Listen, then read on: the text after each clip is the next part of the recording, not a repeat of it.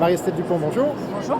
Alors 5 ans après le confinement, que peut-on dire sur les conséquences de cette mesure autoritaire, pour ne pas dire totalitaire?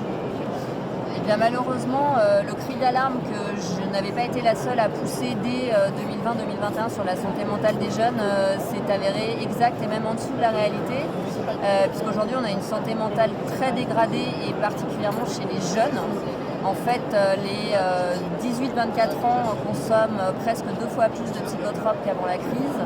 On a une augmentation des gestes suicidaires et des intentions suicidaires qui est très importante. On avait vu déjà en 2021 en fait, qu'il y avait une augmentation de 299% des intentions suicidaires et des gestes suicidaires chez les moins de 15 ans. Quelque chose d'inédit parce que des enfants si jeunes en général n'ont pas d'actes suicidaires. Il y a une augmentation des addictions, notamment aux écrans évidemment, du fait des mesures d'isolement.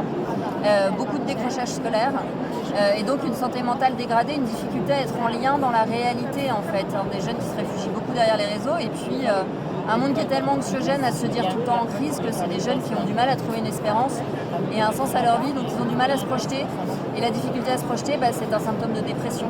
Donc on a une jeunesse qui va pas très bien et il serait temps de lui rendre un peu d'espoir. Marie-Estelle Dupont, merci. Merci à vous.